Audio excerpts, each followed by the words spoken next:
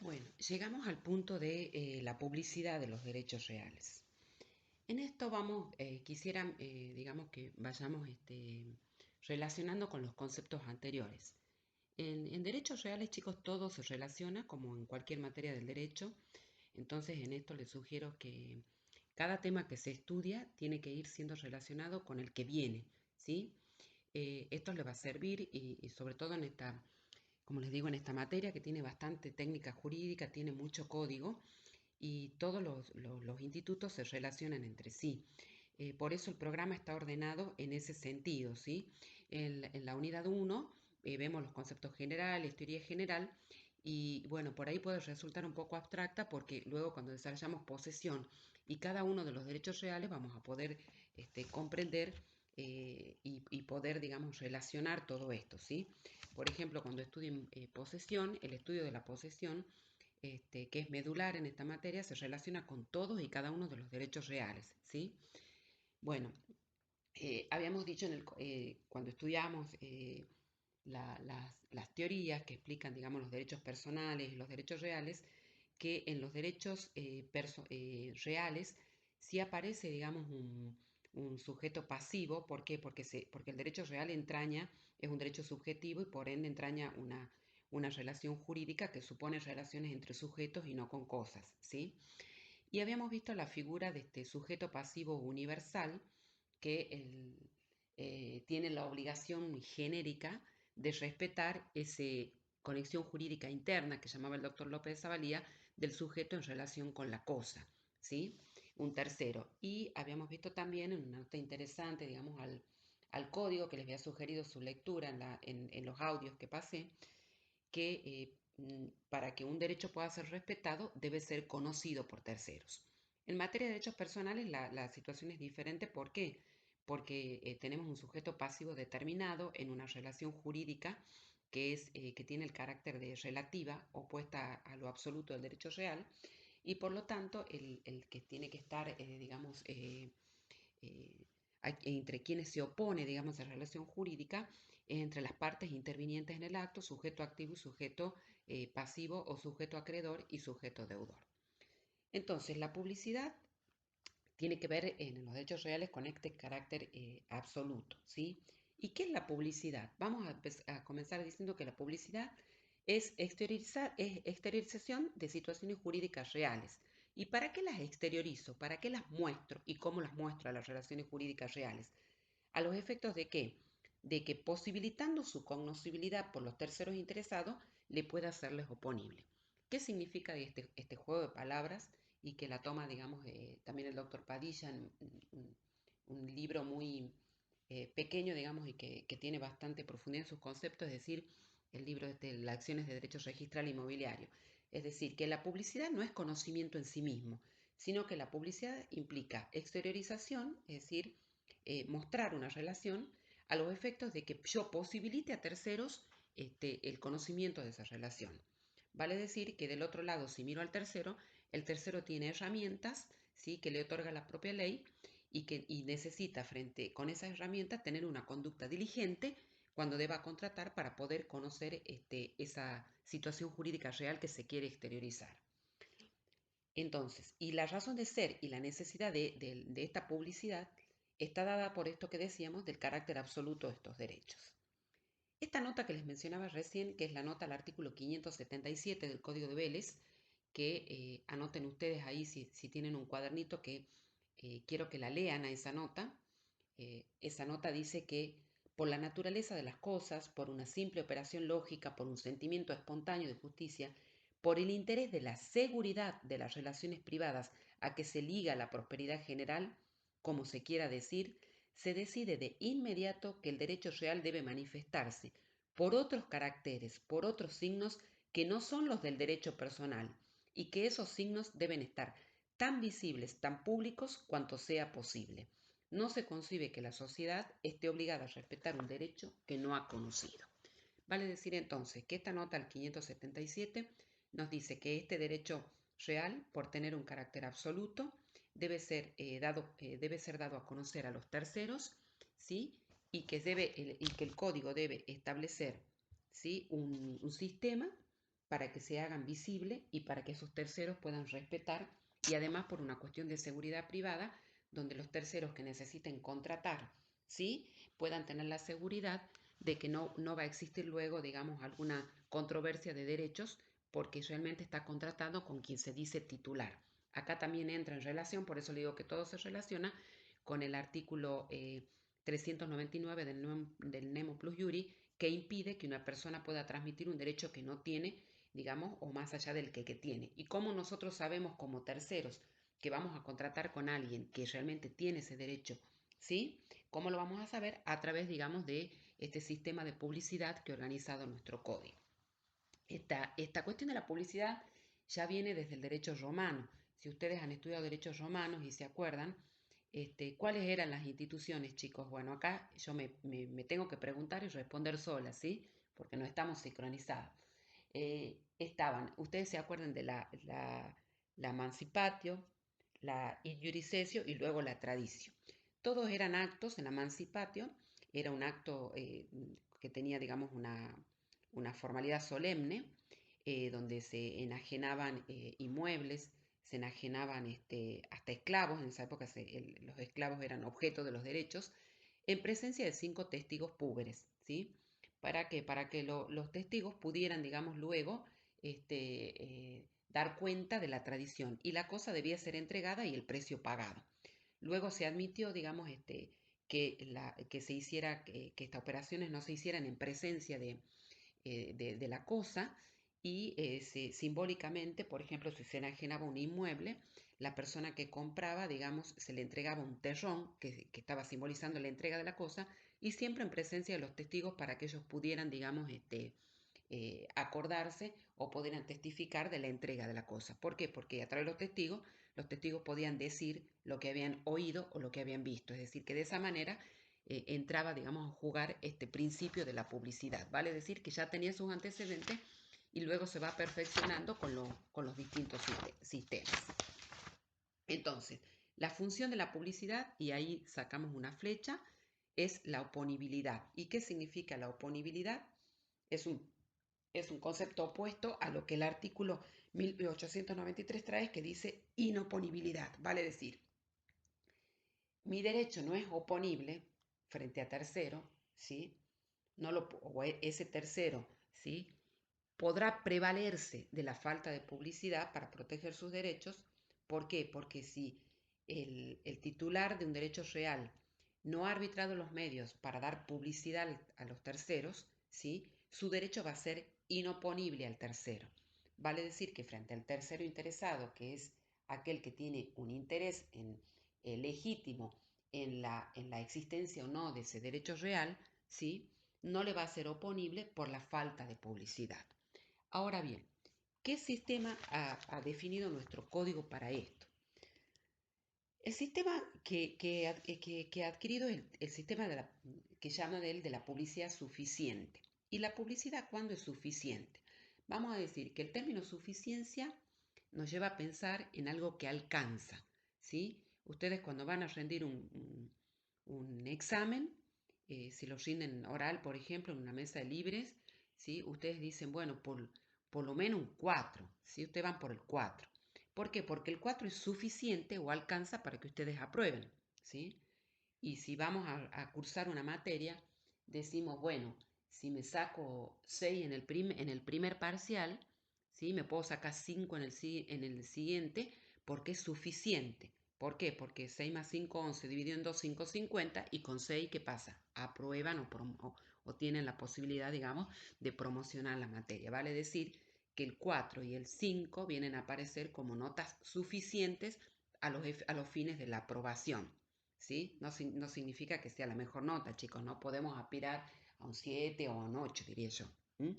Bueno, eso es suficiente. ¿Y qué se considera o qué va a considerar nuestro sistema una publicidad que sea suficiente?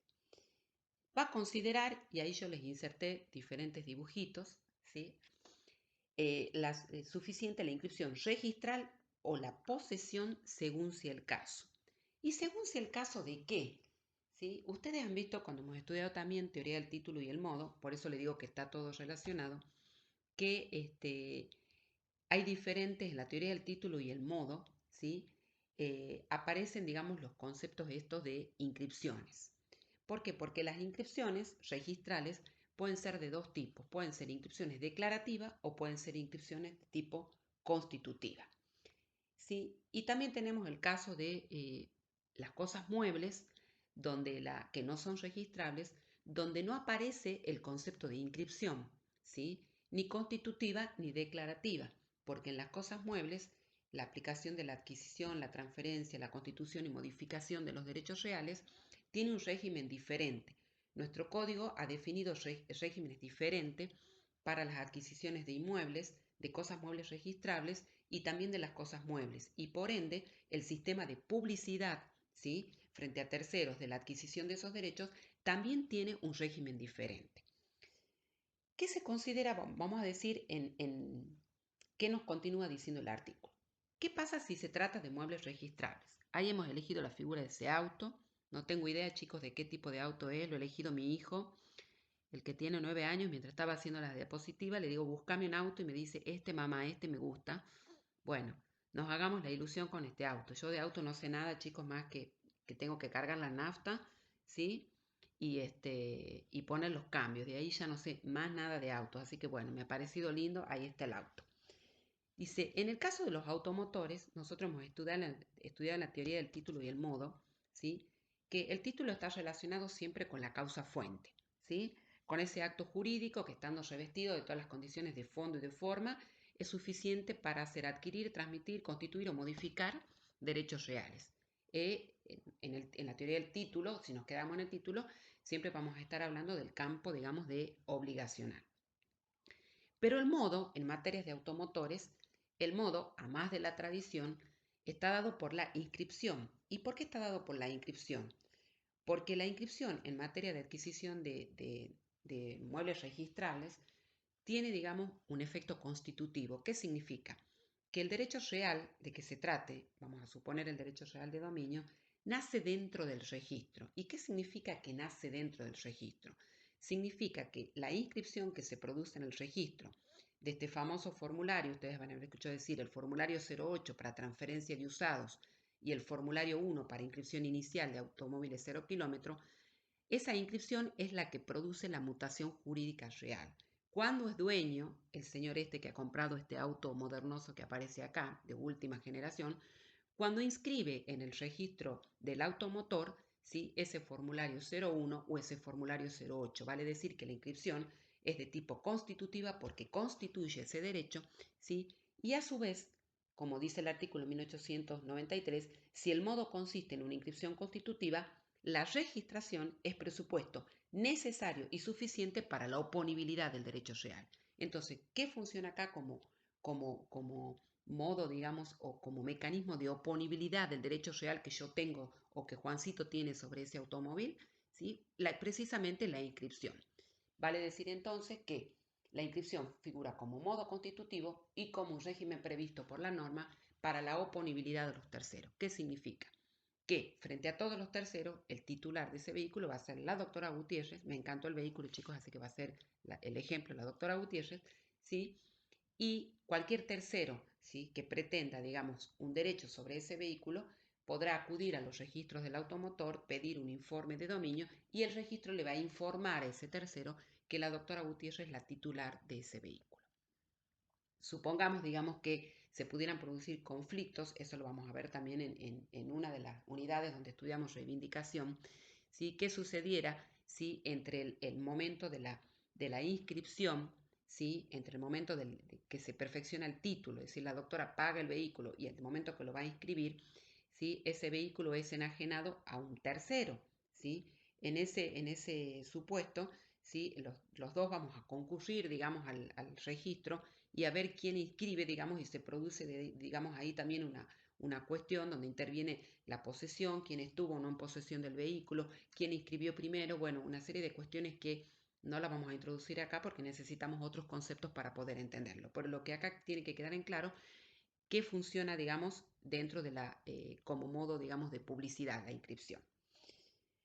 El artículo 1893, segundo párrafo, dice: se considera publicidad suficiente la inscripción o la posesión según sea el caso. Ya hemos visto en qué caso funciona la inscripción de tipo constitutiva como un modo de publicidad. En materia de inmuebles, acá hemos puesto los dibujitos de los inmuebles, la inscripción no tiene efecto constitutivo, la inscripción tiene un efecto declarativo. ¿Qué significa esto? Que el derecho se constituye, se adquiere y modifica fuera del registro. En la teoría del título y el modo, por ejemplo, se celebra el contrato de compraventa, paga el precio, entrega la cosa, hay tradición con la entrega de la cosa y ahí nace el derecho real, ¿sí? De dominio, por ejemplo. Y en los efectos de hacer conocer ese derecho real a un tercero, ¿sí? Ese título o ese acto jurídico de mutación jurídica real es lo que debe ingresar al registro para que el registro tome razón o inscriba esa mutación jurídica real a los efectos de darle oponibilidad a los terceros con la posibilidad de la publicidad de que los terceros puedan conocer la existencia de mutación jurídica real. ¿Cómo Juancito va a saber que la doctora Gutiérrez es dueña de todos estos edificios? Bueno, la doctora quiere ser dueña de todo en esta diapositiva. ¿Cómo va a saber? Va a saber no porque la doctora vive ahí, digamos, en la casa, ¿sí? ¿Por qué? Porque la doctora puede vivir en el carácter, digamos, de inquilina. Puede ser que haya celebrado un contrato de locación y vive ahí y el tercero no tiene la posibilidad de saber si es inquilina o si es dueña. ¿Cómo va a saber o cuál es el sistema que nuestro código ha establecido para que se pueda, digamos, dar a conocer este derecho que la doctora tiene sobre el inmueble? El tercero puede acudir al registro inmobiliario o debe acudir, porque en estos el tercero, dice el artículo, debe ser un tercero interesado y de buena fe. En materia, digamos, de inmuebles, el código habla de la buena fe registral y la buena fe registral es aquella donde el individuo, ¿sí? O el sujeto ha seguido todos los pasos establecidos por la ley para poder llegar a obtener, digamos, el conocimiento de ese derecho. En materia, digamos, de buena fe registral, la buena fe registral está dada, digamos, por esa buena fe, digamos, diligencia. No es lo mismo comprar un inmueble que comprar una cartera. Es decir, si yo deseo comprar una cartera, que es una cosa mueble, voy, miro la vidriera del negocio que me gusta, me fijo cuánto sale, entro al negocio, pregunto el precio, ¿sí? Y yo no averiguo si la señora que me está vendiendo la cartera en un negocio donde se venden regularmente las carteras realmente es el dueño de la cartera. Yo presumo por la posesión de las cosas, de las carteras en ese negocio, porque están en la vidriera, que él es el dueño. Y lo único que hago es revisarla, si el cierre abre, cierra, si me gusta el color, pago el precio y me la llevo a mi casa en una cartera. Lo mismo si quiero comprar un sachet de leche en un supermercado. Voy a la góndola de los productos refrigerados, busco el sachet de leche, me fijo la fecha de vencimiento, lo pago y adquiero el dominio sobre el sachet de leche, cosa mueble. En materia de inmuebles, la buena fe que se requiere es la buena fe registral, ¿sí? Por ejemplo, volviendo al ejemplo de recién, la buena fe en cosas muebles, si yo me voy a comprar una cartera, ¿sí? En una fotocopiadora y donde lo único que veo son máquinas de fotocopia y veo que hay papeles y hay una cartera, ¿sí? Y bueno, ya no tengo buena fe, ¿por qué? Porque estoy comprando, o mi mala fe se presume, porque estoy comprando en un lugar donde regularmente no se venden carteras. Entonces yo no puedo presumir que quien me la vende sea el dueño de la cartera y por ello tengo un derecho para transmitirlo, ¿sí? En el caso de inmuebles se requiere la buena fe registral, que implica, digamos, cumplir con una serie de pasos para poder cerciorarme que yo estoy contratando con aquel que tiene derecho para transmitir la cosa, ¿sí? Por el artículo 399. Esa buena fe implica, digamos, que el sujeto realice, digamos, unos determinados pasos. ¿A dónde? En el registro inmobiliario, que es el único que está habilitado, digamos, en la organización de los registros por la ley 17801 para informar a los terceros la situación jurídica real en relación a los bienes inmuebles. ¿Por qué? Porque los bienes inmuebles tienen, digamos, o están registrados, así como las personas tienen su DNI y toda la vida jurídica de una persona, el nacimiento, la muerte, las adopciones, quedan registradas en el registro de capacidad civil y de las personas. Allí puedo yo ir y buscar para saber si la persona está fallecida, si la persona vive, si ha sido adoptada, si se ha sido divorciada, si se ha vuelto a casar. En materia de inmuebles, yo debo concurrir al registro inmobiliario, quien informa a los terceros a través de un informe de dominio ¿sí? De todas las mutaciones jurídicas que han sido publicitadas. Entonces, al tercero se requiere esto que llamamos la buena fe registral. Y en materia de inmuebles, como decimos, los derechos reales nacen fuera del registro, ¿sí? Y el registro lo que hace es, le aporta un plus de oponibilidad, vale decir que en la teoría del título y el modo, si quisiéramos hacer una fórmula matemática, diríamos título más modo igual a derecho real y título más modo más inscripción igual a derecho real oponible frente a terceros. Bueno, la última parte del artículo se refiere, digamos, a una cuestión de la publicidad. ¿Qué pasa si falta la publicidad? ¿Sí? Si un derecho real no se hizo oponible a través de los sistemas de publicidad que establece la ley. En este caso, el último párrafo del artículo 1893 establece que no pueden prevalerse de la falta de publicidad quienes participaron en los actos ni aquellos que conocían o debían conocer la existencia del título del derecho real. ¿Qué significa, por ejemplo, quienes participan en el acto? Participan en el acto de una compra-venta sobre inmueble, ¿quién? Un escribano, ¿sí? Pueden participar, digamos, una tercera persona que haya sido el garante, por ejemplo, que haya prestado una fianza, ¿sí? Las mismas partes, comprador y vendedor, todos ellos, ¿sí? Que han intervenido en el acto y que han conocido el acto, podían tener la posibilidad de conocer, no pueden prevalerse de la falta de publicidad. ¿Qué quiere decir? Que si ese acto jurídico real que implicó la adquisición de un derecho de dominio no ingresa al registro para ser conocidos por terceros, los terceros interesados pueden prevalerse de la falta de publicidad, es decir, que ese derecho no le es oponible.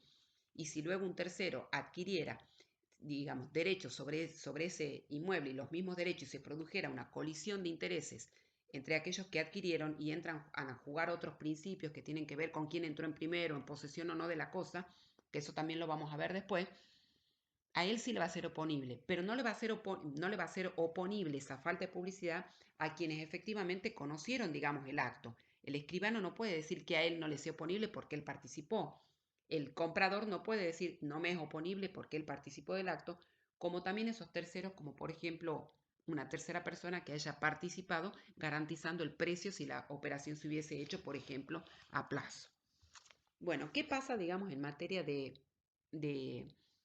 de cosas muebles, ¿sí? Y acá entra el concepto de la publicidad posesoria, ¿sí? En materia de cosas muebles, el artículo dice, se considera publicidad suficiente la inscripción registral o la posesión según el caso. En materia de cosas muebles, la posesión entra como, hace, digamos, como un sistema de publicidad. ¿Por qué? Porque hemos dado el ejemplo recién que para las cosas muebles, nuestro código organizado, por la cuestión de asociada a la manera en que se trafican, digo, comercian o que circulan en el comercio las cosas muebles, ha organizado un sistema que es diferente. Y la publicidad, la tradición de la cosa, ¿sí? Implica, digamos, la tradición de la cosa, estar en posesión de las cosas muebles, implica digamos, una publicidad frente a los terceros, ¿sí? Ahí aparece en el dibujito este señor, no se le ve la cara, que tiene muchas cosas puestas arriba, una computadora, un ventilador, un televisor, una lámpara, todas cosas muebles. No existe un registro, como en el caso de los automotores y de los inmuebles, que pueda registrar los cambios de mutaciones, digamos, de la titularidad de dominio de las cosas. ¿Por qué? Porque, como yo les decía, la posesión o el ejercicio de actos materiales sobre las cosas hace presumir la posesión. ¿Cómo se prueba la posesión? Van a ver en otra unidad. La posesión se prueba por el ejercicio de actos materiales sobre la cosa. Entonces, en el ejemplo de la cartera, si adquiero la cartera, digamos, en un negocio que vende carteras, y ustedes me vieran llegar, siempre lo doy en clase este ejemplo, con las carteras, ¿sí? Y me ven 2 o 3 veces con la cartera y abro la cartera y guardo mis cosas en la cartera, estoy ejerciendo actos materiales sobre la cosa, con lo cual, frente a terceros, que serían frente a todos mis alumnos, ¿sí? Estoy publicitando mi derecho de dominio sobre la cartera. ¿Por qué? Porque en ese caso ustedes están presumiendo que por el ejercicio de actos posesorios, la cartera, digamos, es, digamos, de la profesora. Lo mismo sucedería, por ejemplo, con un teléfono celular. No existe un registro de mutaciones de teléfonos celulares, ¿sí? Entonces, en ese caso, se presume que el que se encuentra en posesión de ese teléfono celular, ¿sí? Es el propietario de la cosa.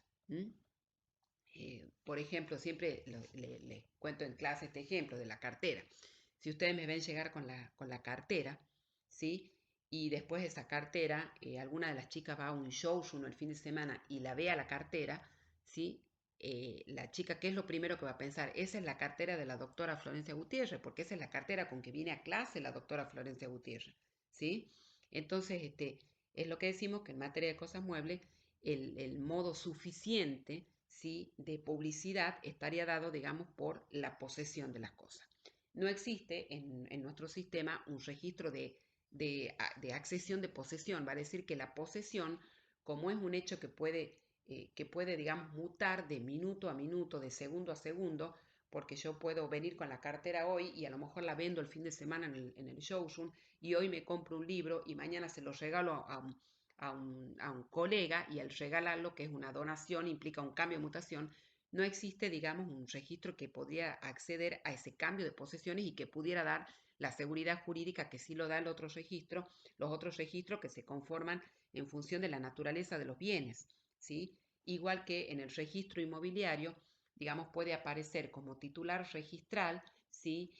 Como dueño una determinada persona que al ser dueño se le hizo tradición y estuvo en posesión de la cosa. Y en el interín puede suceder, por ejemplo, que ese señor haya sido despojado de la posesión, ¿sí? Hay un cambio de la posesión, que también van a ver, digamos, cómo se suceden, digamos, esos cambios, que esos cambios de posesiones no acceden en el registro. A lo sumo, si este señor inicia una acción judicial posesoria para recuperar la posesión, ustedes podrán observar en el informe de dominio que emite el registro que hay una anotación de la litis que le avisa a un tercero que este señor ha iniciado un juicio para poder recuperar la posesión. Pero de hecho, los cambios de posesión, ¿sí? No acceden al registro, por lo tanto, la posesión, ¿sí? No puede o no funciona de hecho como modo publicitario, ¿sí? En determinados casos, que son los casos de los, eh, las cosas muebles registrables que tienen inscripción de tipo constitutiva y los inmuebles donde la inscripción es de tipo declarativa.